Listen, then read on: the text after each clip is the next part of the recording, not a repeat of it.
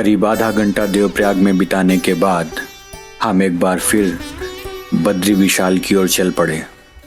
पीछे छूट गया था वह पवित्र संगम जहां भागीरथी और अलकनंदा मिलकर मां गंगा का स्वरूप धारण करती हैं। यहीं तक हमारी यात्रा मां गंगा के साथ थी।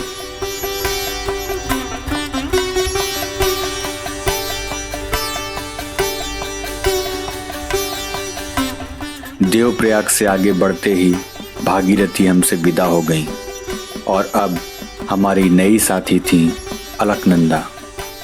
यही नदी अब बद्रीनाथ धाम तक लगभग पूरे रास्ते हमारे साथ बहने वाली थी। जितना हम आगे बढ़ रहे थे उतना ही हिमालय हमें अपने भीतर समेटता जा रहा था। ये देखिए, ये पूरा triangle, it is almost like 30-35 degree and we are heading up.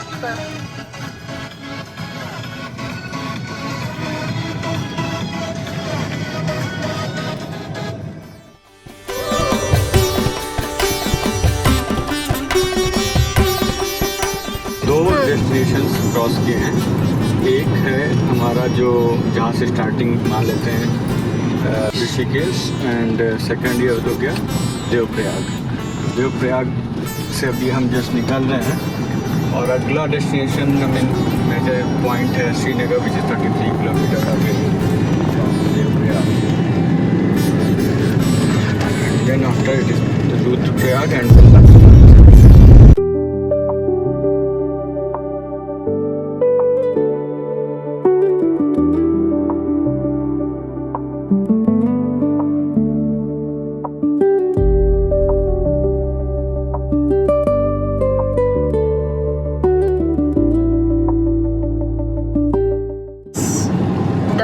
Important part is I'm still in this belief that we are in Himalayas. We are in Himalayas, man. Anything you would like to say? Yeah, this is something I have always wanted to drive over these hills. But we never planned. Yeah, it was a random plan, and the moment we came across this thought, we just thought that let's explore it. My God, now we can actually say that it's all like Badrinath and Kedarnath calling. And Yeah. we're still not able to believe. I'm just telling that my mind is not working well. So only my decision making power has gone even down. So Adrit, you would like to say something? No. We are at Himalayas, Swadrit, the longest mountain range, the largest mountain range. Himalayas. Yes, they start here and they are till there like Arunachal Pradesh, na? Why didn't you tell me? They cover the eastern part of India also. Nepal, Bhutan. Why didn't you tell some me? part in Now you will China. know, na? You have just started your formal education.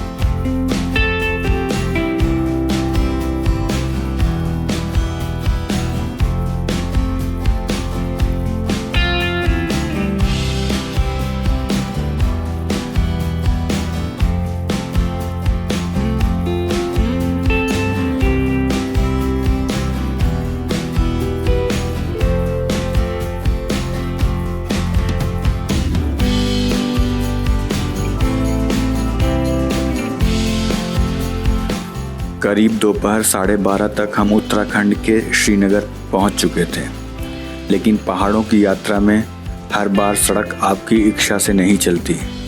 Srinagar में NIT Srinagar के पास police ने सभी वाहनों को एक बड़े मैदान में रोक दिया।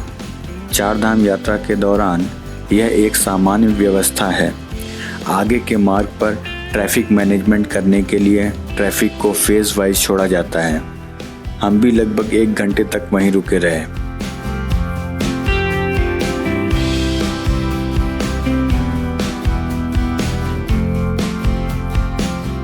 श्रीनगर से लगभग 10 किलोमीटर आगे बढ़ने के बाद अचानक घाटी का स्वरूप बदल गया। अलकनंदा यहाँ पहले से कहीं अधिक चौड़ी दिखाई दे रही थी। नदी के बीच फैला विशाल जल, चारों ओर ऊंचे पहाड़ और बीचों बीच एक छोटा सा मंदिर। दूर से ही मन अनायास उसकी ओर खिंच गया। यह था धारी देवी मंदिर। उत्तराखंड में मां धारी देवी को गढ़वाल की रक्षक देवी माना जाता है। स्थानीय लोगों की गहरी आस्था है कि मां इस पूरे क्षेत्र और चार धाम यात्रा की रक्षा करती हैं। इस मंदिर से जुड़ी एक मान्यता 2013 की केदारनाथ आपदा के बाद और भी पहले हाइड्रो पावर प्रोजेक्ट के निर्माण के दौरान मां धारी देवी की मूल प्रतिमा को उसके पारंपरिक स्थान से उठाकर ऊंचे स्थान पर स्थापित किया गया था। स्थानीय लोगों का एक वर्ग मानता है कि यह परिवर्तन मां की इच्छा के विरुद्ध था और उसी के बाद उत्तराखंड ने भीषण आपदा का सामना किया। हालांकि इस विश्वास का कोई वैज्ञानिक या आधिकारिक प्रमाण नहीं है, फिर भी आज भी अनेक श्रद्धालु इसे गहरी आस्था के साथ याद करते हैं। श्रद्धा और इतिहास अपनी अपनी जगह हैं, लेकिन इतना निश्चित है कि 2013 की त्रासदी के बाद मां धारी देवी का नाम उत्तराखंड की सामूहिक स्मृति का एक स्थायी हिस्सा बन गया।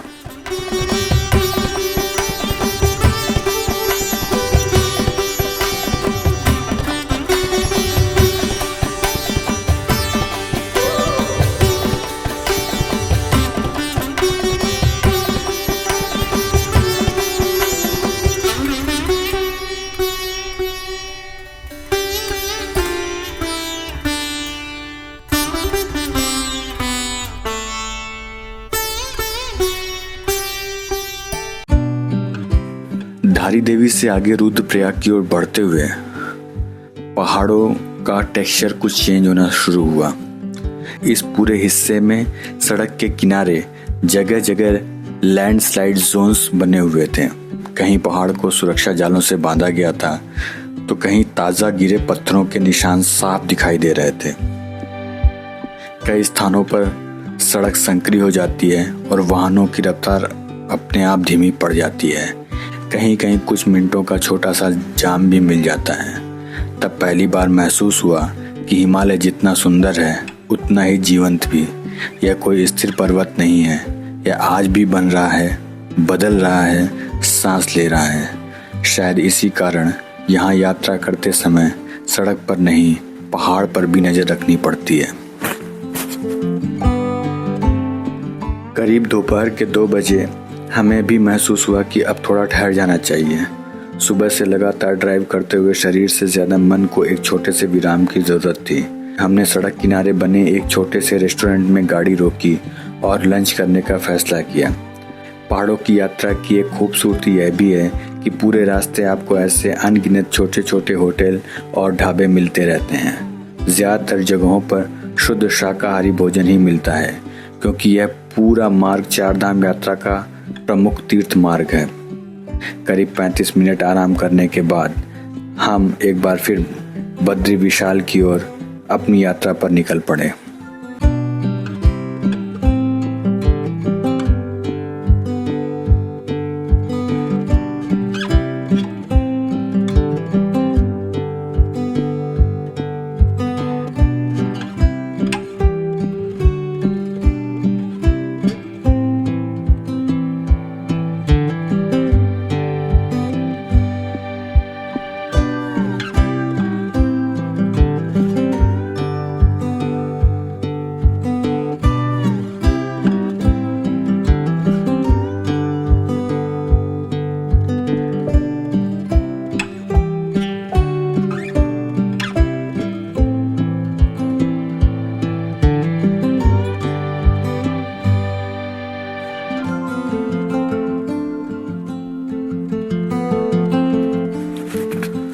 करीब आधे घंटे की ड्राइव के बाद हम उत्तराखंड के सबसे महत्वपूर्ण पड़ावों में से एक पर पहुंच चुके थे, रुद्रप्रयाग। यही वह प्रसिद्ध जंक्शन है जहां से हिमालय की यात्रा 2 दिशाओं में बढ़ जाती है। एक सड़क केदारनाथ की ओर जाती है और दूसरी बद्रीनाथ की ओर। यात्रा चाहे किसी भी धाम की हो, रुद्रप्रयाग से होकर लगभग हर श्रद्धालु गुजरता है। इस स्थान का नाम भी भगवान शिव के रुद्र स्वरूप से जुड़ा हुआ है। यहीं अलकनंदा और मंदाकिनी नदियों का पवित्र संगम है और मान्यता है कि देवर्षि नारद ने इसी क्षेत्र में भगवान शिव की आराधना की थी।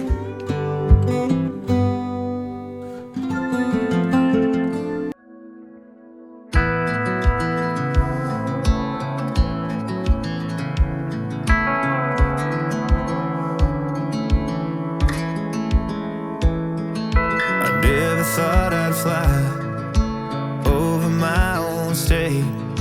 Something about those city lights were calling out my name.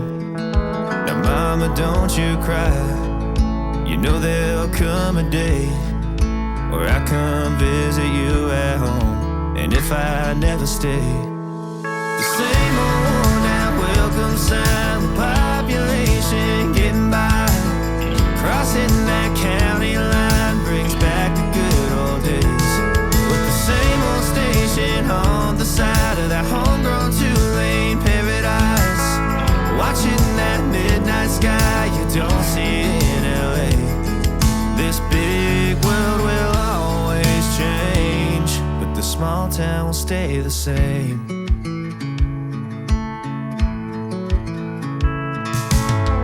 This concrete tree line's got my head up in the clouds. A good thing that I got my roots back in steady ground. With the same old small church parking lot, I cried when Bobby tied the knot. By God, we never thought he'd give her his last name. Oh, the ring that I wore on the night that we once stayed 14 tonight. Those Friday football lights sure did feel like fame. This big world will always change, but the small town will stay the same.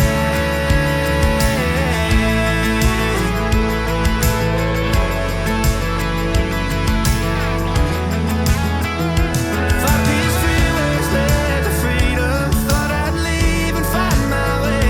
But when this big map tide breaks me down, I go back to the place.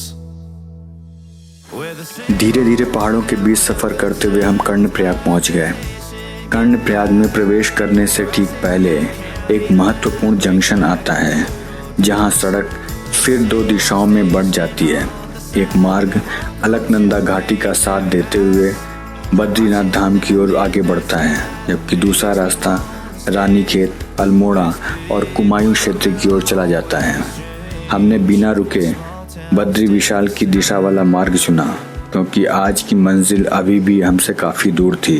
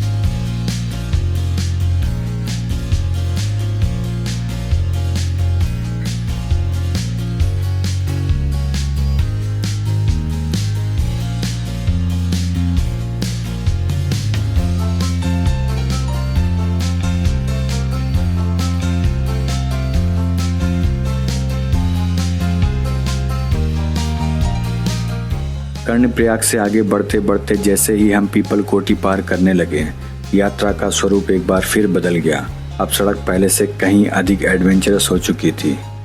एक ओर आसमान को छूते विशाल पर्वत और दूसरी ओर सैकड़ों feet गहरी घाटी जिसमें अलकनंदा पूरे वेग से बह रही थी। पहाड़ों की ऊंचाई अब सचमुच महसूस होने लगी थी।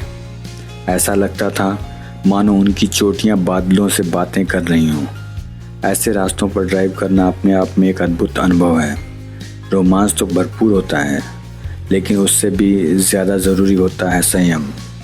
यहाँ हर मोड़ आपको याद दिलाता है कि हिमालय में आत्मविश्वास अच्छा है, लेकिन अति आत्मविश्वास नहीं।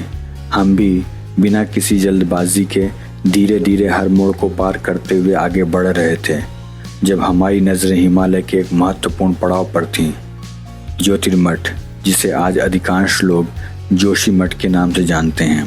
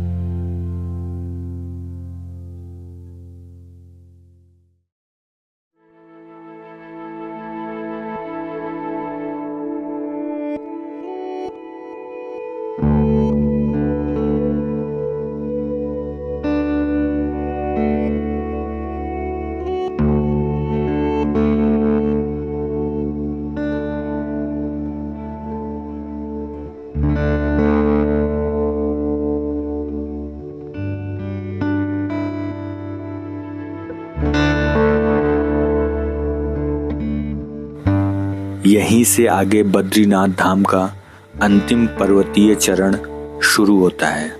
इसी मार्ग से फूलों की घाटी और हेमकुंड साहिब जाने वाले यात्री भी आगे बढ़ते हैं। लेकिन हमें बिल्कुल अंदाजा नहीं था कि आगे हमारी परीक्षा अभी बाकी थी। प्रशासन ने सुरक्षा और ट्रैफिक प्रबंधन के कारण बद्रीनाथ जाने वाले सभी वाहनों को यहीं रोक दिया था। लगभग 2 घंटे तक पूरा ट्रैफिक होल्ड रहा। पहाड़ों में यह व्यवस्था सामान्य है। सकरे रास्तों पर एक साथ बहुत अधिक वाहनों को भेजना सुरक्षित नहीं होता, इसलिए उन्हें निर्धारित समय पर बैचेस में छोड़ा जाता है। इंतजार के बाद आखिरकार रास्ता खुला और हम भी बद्री विशाल की ओर आगे बढ़ गए।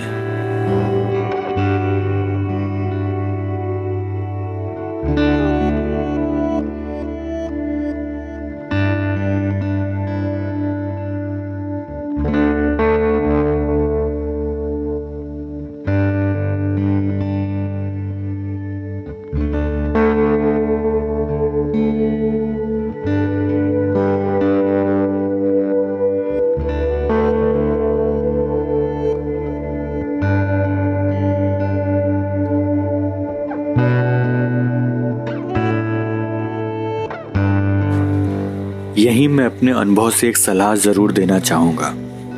अगर पहाड़ों में यात्रा करते हुए शाम हो जाए तो बेहतर है कि जहाँ भी अच्छा और सुरक्षित ठहरने का स्थान मिले वहीं रुक जाएं।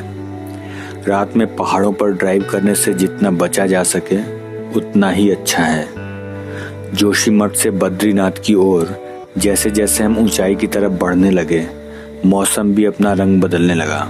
तापमान लगातार गिर रहा था और हल्की हल्की बारिश ने भी हमारा स्वागत करना शुरू कर दिया। हिमालय का मौसम शायद उसकी सबसे रहस्यमयी पहचान है। यहाँ धूप, बादल और बारिश तीनों के बीच का फासला कभी कभी सिर्फ कुछ मिनटों का होता है। दिन में यही पहाड़ जितने भव्य और मनमोहक दिखाई देते हैं, रात के अंधेरे में वही पहाड़ उतने ही गंभीर और रहस्यमय लगने लगते हैं। दिन में अलकनंदा की कलकल एक मधुर संगीत जैसी प्रतीत होती है, लेकिन रात के सन्नाटे में वही जलधारा एक गूंज बनकर सुनाई देती है, जो आपको प्रकृति की विराटता का एक एहसास कराती है। शायद यही हिमालय का स्वभाव है। वह दिन में अपनी सुंदरता से मोहित करता है और रात में अपनी शक्ति का परिचय देता है। यही समझ आता है कि हिमालय को जीतने नहीं, उसका सम्मान करते हुए उसके साथ चलने की आवश्यकता है। 100 ऊपर से नीचे तक सब जाम है।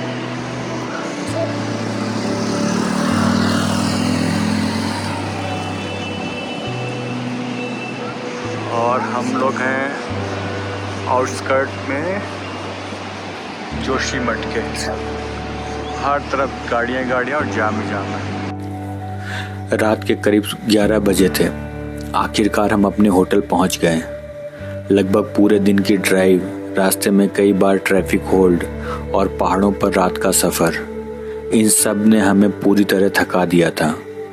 हमने चुपचाप डिनर किया, कमरे में पहुंचे और यह सोचकर सो गए कि अगली सुबह भगवान बद्री विशाल के दर्शन करेंगे।